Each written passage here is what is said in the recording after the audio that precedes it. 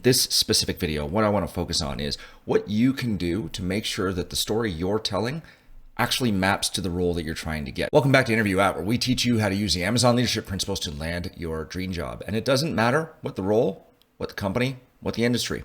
What we try to teach you is how to think about how the leadership principles impact you and what you share with the interviewer. When you think about how you're preparing for your interviews, a lot of people can get really bound up in, well, what content do I share? How do I think about my stories? What do I tell? How do I prepare?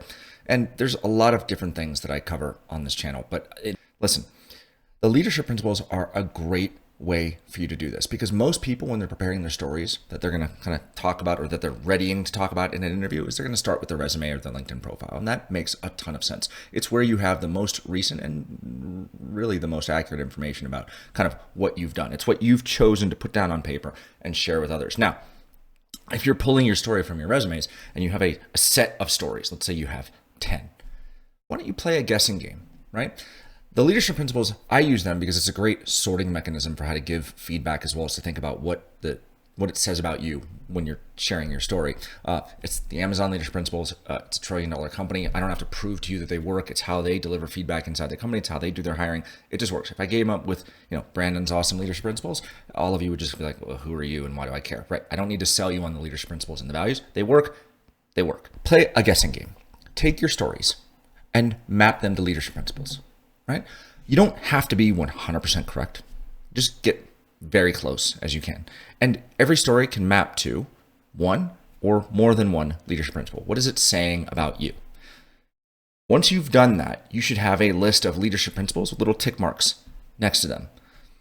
That's going to tell you the story of what you're prepared to talk about in an interview.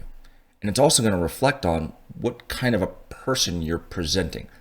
Why do I bring this up? Well, if I'm looking for product managers, I've was a career product manager. That's largely what I've managed in my career, though I've been a multidisciplinary leader and run dev teams, run test teams, etc. But my true love is product managers. So when I think about a product manager, depending on the level, I'm gonna have different leadership principles that I look for a product manager. But for the most part, it's a constrained set with kind of tweaks and changes at the margins based on the level. So for someone who is kind of early career, let's start there. Customer obsession, invent and simplify. Think big, bias for action, dives deep, delivers results, ownership, write a lot, have backbone, right? Disagree and commit. These are the things, ownership or write a lot, you can kind of, they get covered by others and you can kind of say they're important but not required. So that's kind of why that list was more than 6. But I try to focus on the 6 leadership principles that I'm looking for a product manager. When you go up to kind of the next level, kind of mid-career and seniors, you're going to want to look at things like insists on high standards, right? Because you're managing people, earns trust, is kind of, hire and develop the best, right? As you're working with leadership teams, that those things start to factor in. But look at your list of what your stories are now telling to the world about what you're prepared to talk to in an interview. Does it map to a product manager?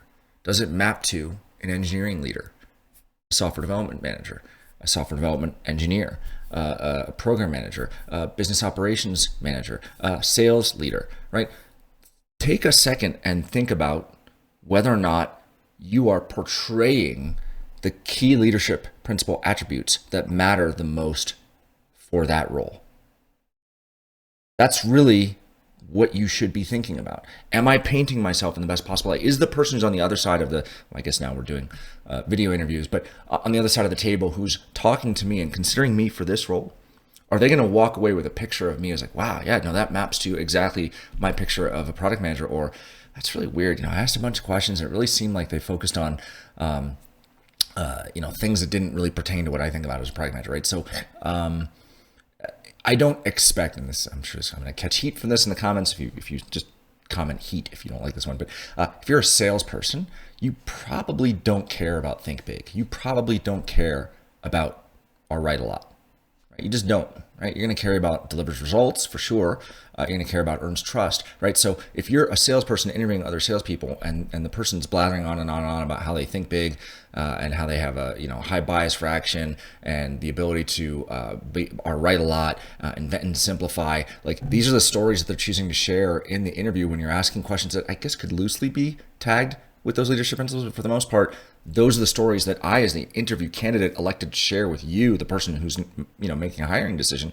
you're going to walk out of that room with a very different impression of that candidate than if someone who came in and say, now for a salesperson, it was someone who's very focused on, earns trust, customer obsession, delivers results, right? Insists on high standards, right? Because they're focused on getting the deals done, have backbone, disagree and commit. Because you know what? Sometimes you don't agree with the customer and you got to state your case. But once a decision is made, whether you're part of a sales team or part of a sales process, right? You're moving forward. You're like, yes, I support that. Let's get it done.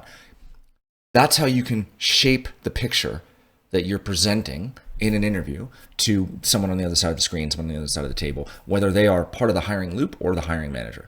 So it was just a little thing that I've come up with to kind of help the folks who sign up for the free interview. Sign up for a free interview at free mock interview at interviewout.com. For the people who sign up for the free interviews, how to help them reframe and rethink how they're doing their story development so they can better prepare for their interviews.